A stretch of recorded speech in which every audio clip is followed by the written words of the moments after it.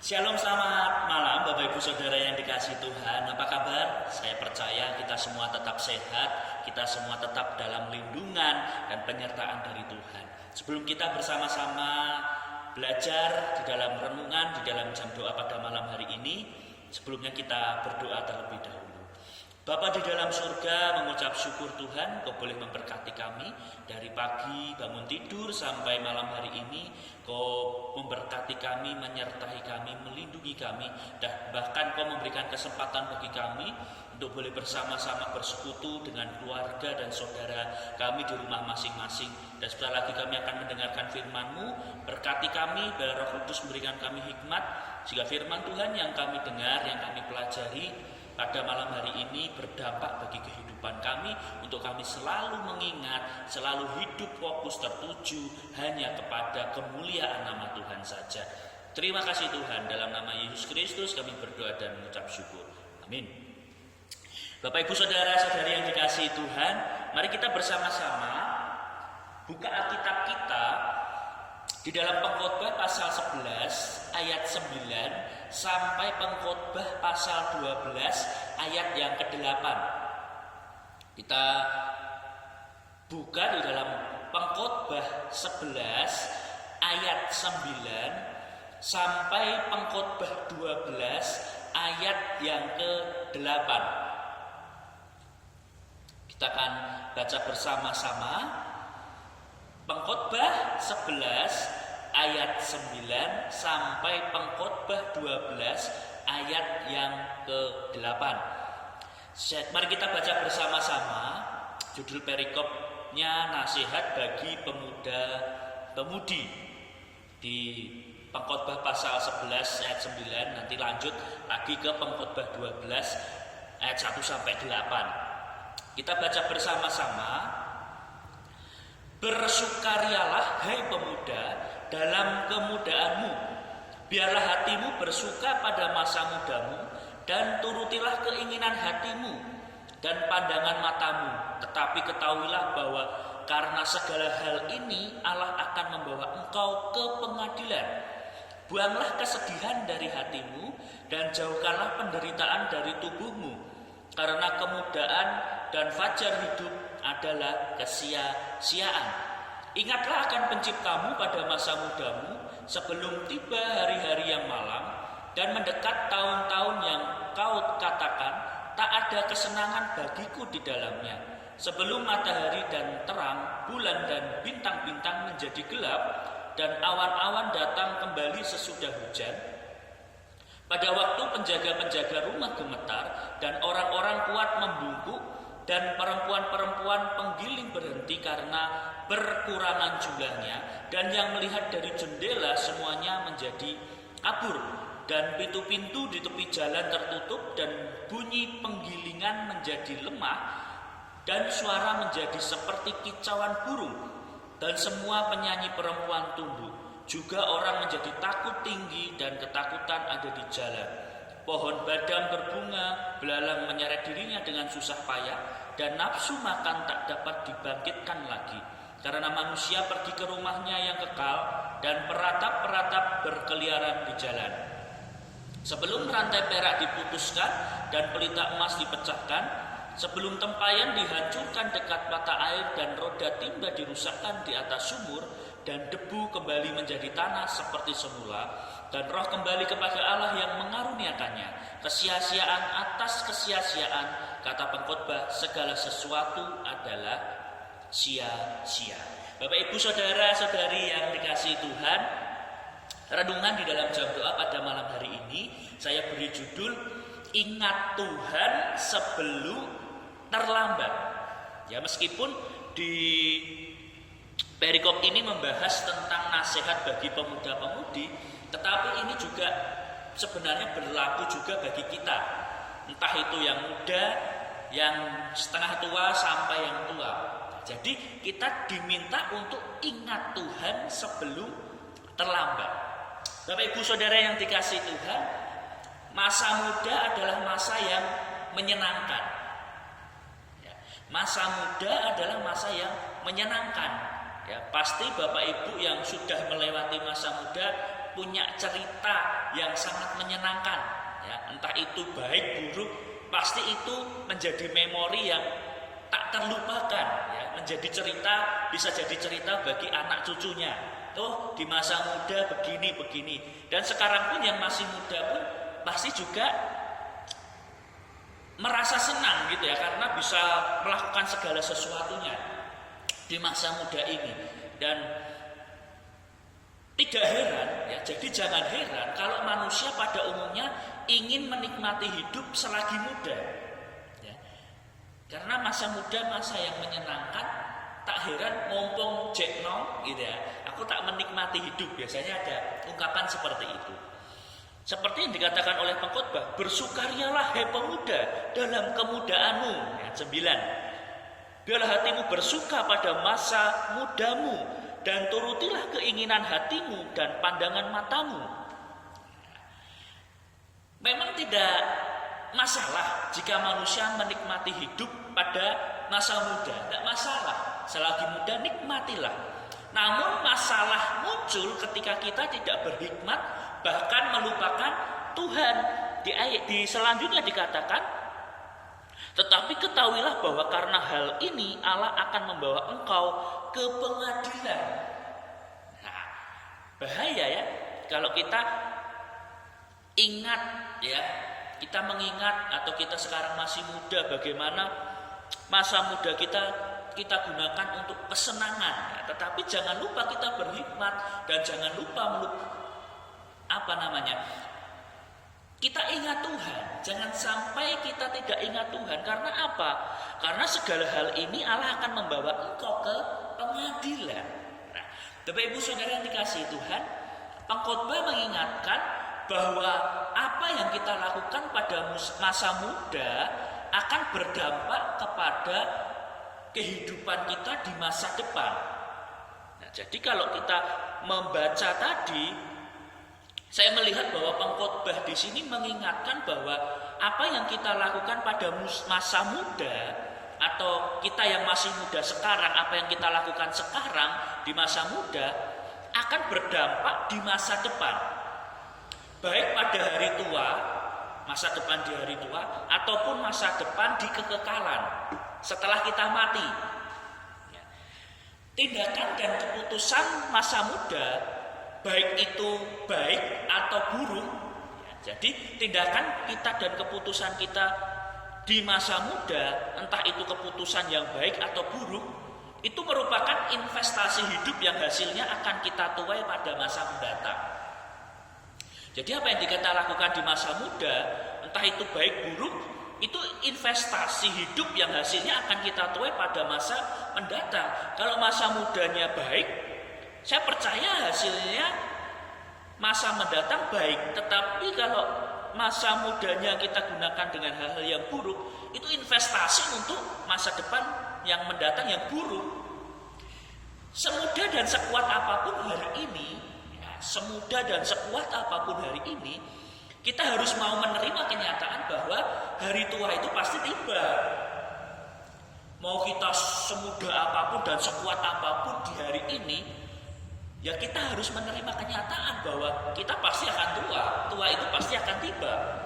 Sebab itu pengkhotbah di sini menasehati supaya kita menikmati masa muda, asalkan boleh menikmati masa muda, tetapi asalkan jangan melakukan hal-hal yang secara fisik, secara moral, secara rohani akan merugikan kita di masa tua. Boleh kita menikmati masa muda, asalkan jangan melakukan hal-hal secara fisik, moral, rohani yang merugikan kita di masa tua. Secara fisik, secara moral, secara rohani, ya, tidak merugikan, boleh ya, kita menikmati masa muda, tetapi jangan melakukan hal-hal yang nantinya bisa merugikan kita di masa tua, baik itu fisik, moral, dan bahkan rohani. Untuk mencegah malapetaka pada hari tua, di hari tua, di sini pengkhotbah menyerukan supaya kita mengingat Tuhan selagi kita muda. mengingatkan kita, ya, untuk kita mengingat Tuhan selagi kita masih muda. Di dalam Pengkhotbah 12 ayat 1, ingatlah akan penciptamu pada masa mudamu, sebelum tiba hari-hari yang malang dan mendekat tahun-tahun yang kau katakan tak ada kesenangan bagiku di dalamnya. Ya. Jadi untuk mencegah sebuah malapetaka, kerugian di hari tua nanti atau di dalam kekekalan nanti, pengkhotbah menyerukan supaya kita mengingat Tuhan selagi kita masih muda. Pasalnya, hidup di luar Tuhan akan menghasilkan kepahitan, penderitaan, kesepian, dan keputusasaan dan sebagainya. Kalau kita baca ayat-ayat selanjutnya di dalam Pengkhotbah pasal 12 ayat 2 sampai ayat 8 tadi, bagaimana kehidupan kita penuh dengan kepahitan, penderitaan, kesepian, keputusasaan. Karena apa? Kita hidup di luar Tuhan akan seperti itu. Sebaliknya, kehidupan pada masa muda yang berpusatkan kepada Tuhan akan mengubah masa-masa susah pada hari tua menjadi kepuasan. Bukan kepuasan secara pribadi, tetapi kepuasan yang diberikan Tuhan di dalam kehidupan kita. Karena pada masa muda kita selalu mengingat Tuhan. Kalau kehidupan kita pada masa muda berpusat pada Tuhan, saya percaya Tuhan akan mengubah masa-masa susah di hari tua menjadi kepuasan. Ada kepuasan. Sebab ada apa? Pengharapan terhadap hidup yang kekal, ya, yang pasti. Kalau di masa muda saja, ya, tidak ingat Tuhan, investasinya sampai tua, ya, hidupnya tidak penuh dengan kepastian, tidak ada arah hidup. Ya, penderitaan saja rasanya dirasakan, keputusasaan, kesepian. Tetapi kita percaya kalau investasi kita di masa muda tetap mengingat Tuhan, di masa tua pun Tuhan akan memberikan kepuasan. Ingat firman Tuhan, siapa yang letih lesu berbeban berat, aku atau Tuhan akan memberikan kelegaan, kepuasan.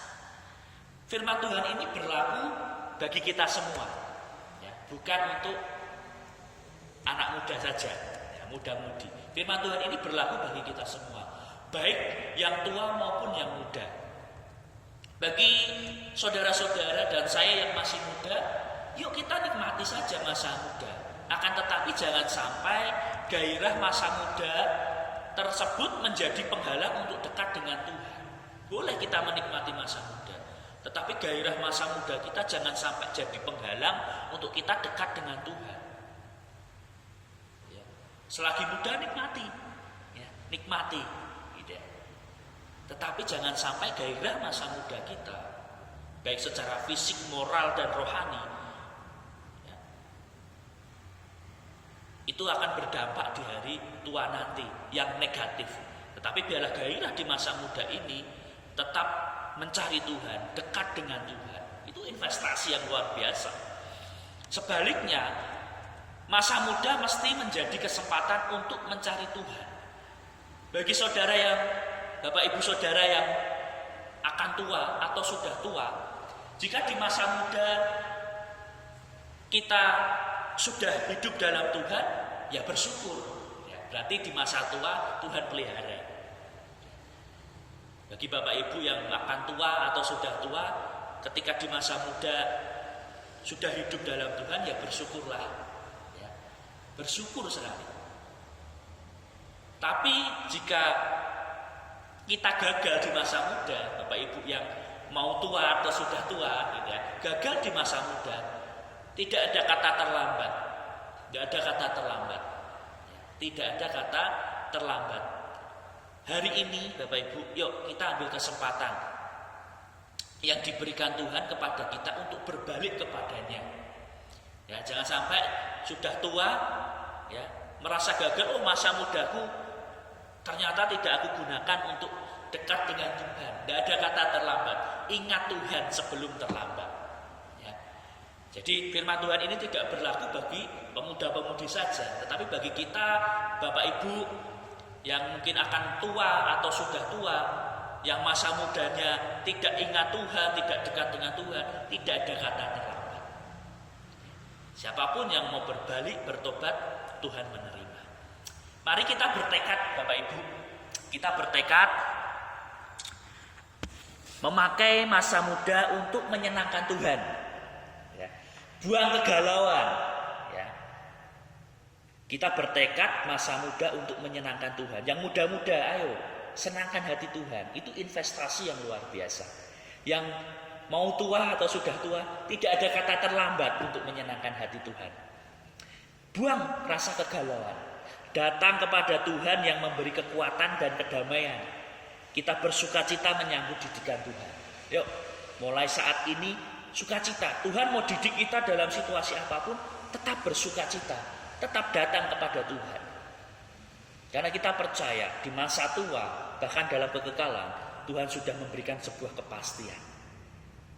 Tidak ada kesepian, tidak ada kegalauan, ya, tidak ada penderitaan. Tapi kita percaya ketika kita ingat Tuhan, selagi kita masih ada kesempatan sekarang ini, dekatlah, itu investasi yang luar biasa di dalam kehidupan kita. Kiranya firman Tuhan ini boleh menjadi berkat bagi kita semua untuk selalu mengingat Tuhan sebelum semuanya terlambat. Mari kita berdoa. Bapa di dalam surga, terima kasih atas firman-Mu. Engkau boleh memberkati kami meskipun secara sederhana kami memahami firman-Mu. Kami belajar bahwa hidup ini masih ada kesempatan, tidak ada kata terlambat untuk dekat dan mengenal Tuhan lebih dalam lagi. Selagi kami masih muda, kami mau menggunakan kesempatan dengan sebaik-baiknya untuk lebih kenal Tuhan, lebih dekat lagi. Kami mau menikmati masa muda, tetapi kami tidak mau terlena dengan masa muda kami. Kami tidak mau gairah muda kami menghalangi kami untuk ingat dan dekat Tuhan. Dan kami yang akan tua dan sudah tua juga tidak ada kata terlambat untuk selalu mengingat Tuhan dalam kehidupan kami. Kami percaya di masa tua, di kekekalan, ada kepastian, ada pengharapan di dalam Tuhan. Yang kami kenal, kami sembah di dalam nama Tuhan Yesus Kristus. Terima kasih Tuhan. Inilah firman-Mu, kiranya termaterai dalam diri kami, menjadi pedoman, menjadi terang dalam setiap langkah hidup kami.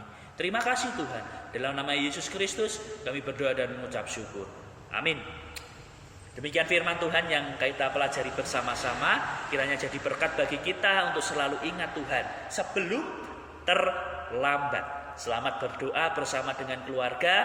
Tetap semangat, tetap jaga kesehatan, jaga kebersihan, supaya kita terhindar dari hal-hal atau penyakit yang menyerang tubuh kita. Dan kita terus berdoa supaya penyertaan perlindungan Tuhan akan menyertai kita sampai selama-lamanya. Amin. Selamat malam. Selamat beristirahat malam ini juga. Tuhan Yesus memberkati.